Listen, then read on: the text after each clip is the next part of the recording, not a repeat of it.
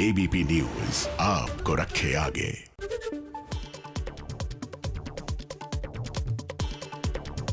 और CCTV footage में मिला एक कैब। सूत्रों के मुताबिक कैब से दो लोग उतरते दिखे। पुलिस ने कैब ड्राइवर से संपर्क किया। सुबह सुबह धमाके वाली जगह पर एक बार फिर पहुंची जांच टीम।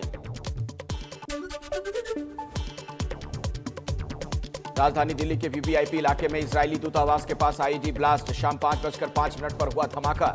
3 गाड़ियों के शीशे टूटे, कोई हताहत नहीं।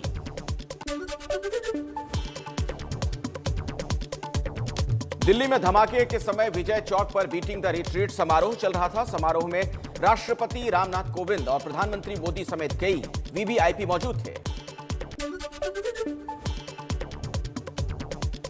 ब्लास्ट को लेकर दिल्ली पुलिस की स्पेशल सेल ने विस्फोटक पदार्थ अधिनियम के तहत केस दर्ज किया। पुलिस कमिश्नर ने कहा, हमले की जांच चल रही है, अभी कुछ भी कहना जल्दबाजी होगा। दिल्ली धमाके को लेकर केंद्रीय गृह मंत्री ने उच्च स्तरीय बैठक की। खुफिया एजेंसियों को दिल्ली पुलिस का सहयोग करने के निर्देश दिए।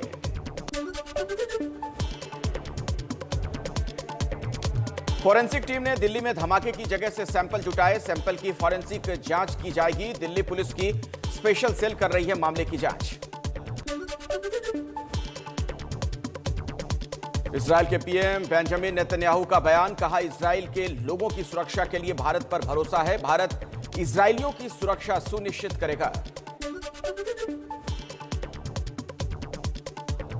इजरायल दूतावास के बाहर दिल्ली ब्लास्ट को लेकर आतंकी हमले का संदेह। एनएसए अजीत डोभाल ने इजरायल के एनएसए से फोन पर बात की। सूत्रों के मुताबिक इजरायल के एनएसए ने किया था फोन। विदेश मंत्री एस जयशंकर ने इजरायल के विदेश मंत्री से बात की। इजरायली राजनयिकों की सुरक्षा का भरोसा दिया। कहा, मामले की जांच की जा रही है, दोषियों को बख्शा नहीं जाएगा।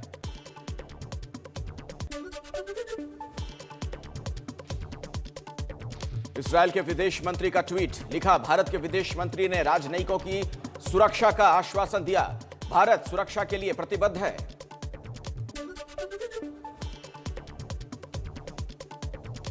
दिल्ली ब्लास्ट पर इजरायली दूतावास का बयान। इमारत को कोई नुकसान नहीं हुआ। दूतावास का स्टाफ भी सुरक्षित।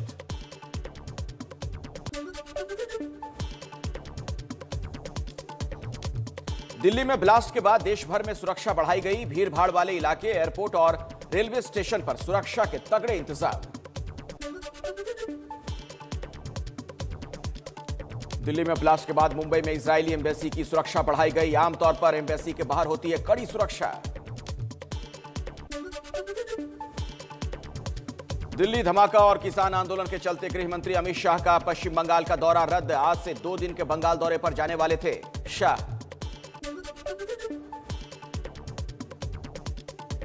दिल्ली पुलिस को किसानों के धरना स्थल पर गड़बड़ी की आशंका। सूत्रों के मुताबिक आंदोलन में आतंकी वारदात का डर। धरना स्थल के आसपास सुरक्षा बढ़ाई गई।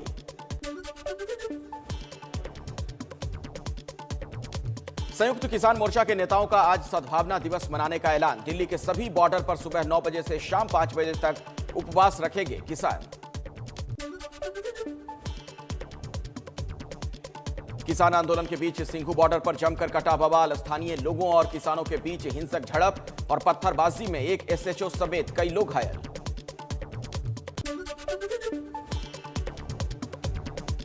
सिंघू बॉर्डर पर झड़प में अलीपुर के एसएचओ पर तलवार से हमला करने वाला रणजीत सिंह समेत 44 लोगों को दिल्ली पुलिस ने गिरफ्तार किया।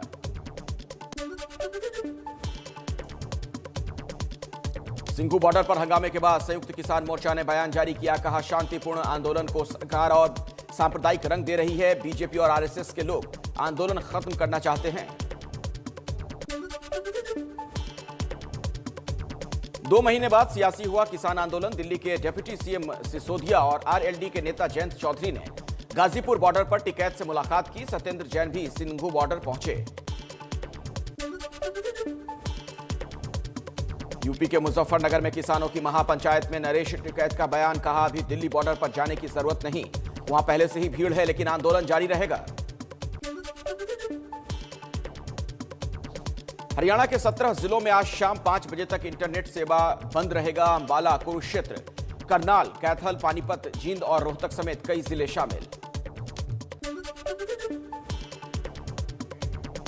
समाज सेवी अन्ना हजारे ने किसानों के समर्थन में शुरू होने वाला अनशन रद्द किया। बीजेपी के नेता देवेंद्र फडणवीस से मुलाकात के बाद फैसला, अन्ना आज से अनशन करने वाले थे। राहुल गांधी का किसानों के समर्थन का ऐलान, कहा आप 1 इंच पीछे मत हटिए, हमसे जो भी सहयोग चाहिए करेंगे। आंदोलन अब शहरों से गांव तक पहुंचेगा। स्मृति ईरानी का राहुल गांधी पर पलटवार, कहा राहुल ने घायल पुलिसकर्मियों के लिए एक शब्द भी नहीं बोला। कांग्रेस नेता ने शांति की अपील की बजाय हिंसा की बात की।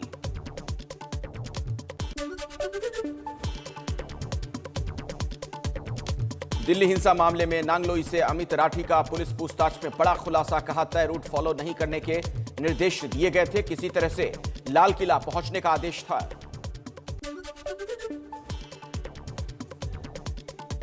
छब्बीस जनवरी को लाल किला पर हमले के आरोपियों की तलाश में जुटी पुलिस, जुगराज सिंह और नवप्रीत सिंह की तलाश में जालंधर में छापेमारी।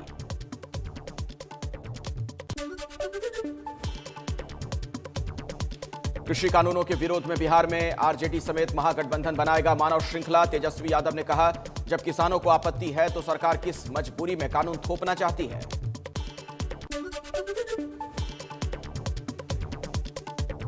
बजट से पहले प्रधानमंत्री मोदी के नेतृत्व में आज सर्वदलीय बैठक, वीडियो कॉन्फ्रेंसिंग के जरिए बैठक होगी। 1 फरवरी को बजट पेश होना है। राष्ट्रपति कोविंद ने कृषि कानून को किसानों के हित में बताया, कहा नए कानून के तहत किसानों को कई नए अधिकार दिए गए। ये कानून अभी सुप्रीम कोर्ट में है तो सरकार उसका सम्मान करेगी। कांग्रेस, बीएसपी, एसपी समेत 19 विपक्षी दलों ने राष्ट्रपति के अभिभाषण का बहिष्कार किया। सरकार ने विपक्ष के बहिष्कार को दुर्भाग्यपूर्ण बताया।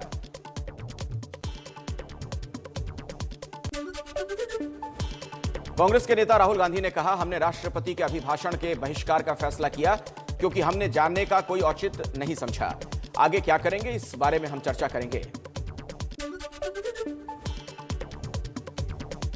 कानून मंत्री रविशंकर प्रसाद ने राष्ट्रपति के अभिभाषण के बहिष्कार को लेकर विपक्ष पर साधा निशाना, कहा राष्ट्रपति देश के संवैधानिक मुखिया, उनका राजनीतिक विरोध समझ से परे है।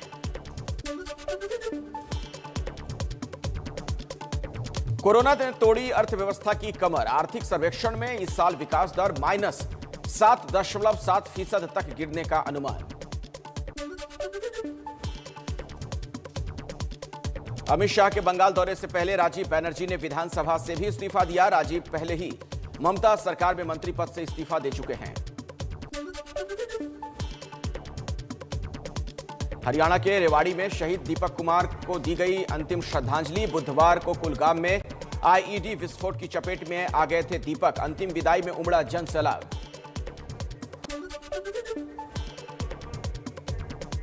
जम्मू कश्मीर में आतंक के खिलाफ बड़ा ऑपरेशन, पुलवामा के त्राल में हिजबुल के 3 आतंकी ढेर। लेलहर में 2 आतंकियों ने किया सरेंडर, एक को गोली लगी।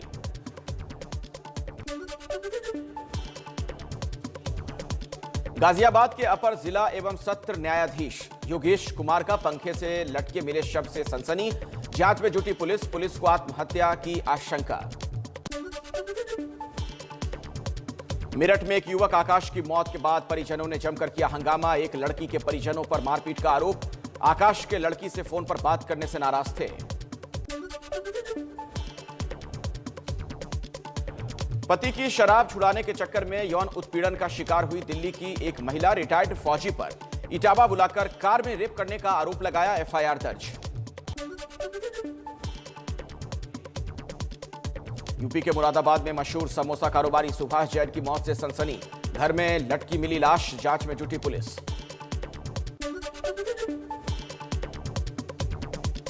फिरोजाबाद में पेट्रोल पंप कर्मचारियों की गुंडागर्दी की तस्वीरें सामने आई हैं। कम पेट्रोल भरने की शिकायत करने पर युवक को लात घूंसों से सरेआम पीटा, युवक अस्पताल में भर्ती। यूपी के सुल्तानपुर में बदमाशों के हौसले बुलंद, सर्राफा व्यापारी के कर्मचारियों से हथियारों की नोक पर 30 लाख रुपए लूटे, बदमाशों की तलाश में जुटी पुलिस। बरेली में सरकारी अस्पताल में नौकरी दिलाने के नाम पर ठगी का भंडाफोड़, 40 लोगों से 3-3 लाख रुपए लेकर फर्जी नियुक्ति पत्र देने का मामला, जिला अस्पताल के 4 कर्मचारियों पर आरोप।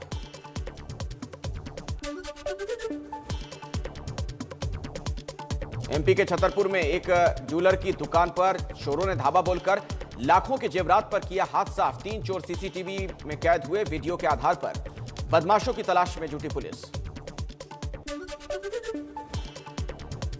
सरकार ने बीते वित्त वर्ष 2019-20 के लिए जीडीपी ग्रोथ रेट को संशोधित कर 4% किया। पहले 4.2% रहने का लगाया था अनुमान। यूनियन बैंक को तीसरी तिमाही में शानदार मुनाफा। दिसंबर 2020 में खत्म हुई तीसरी तिमाही में 727 करोड़ का नेट प्रॉफिट कमाया।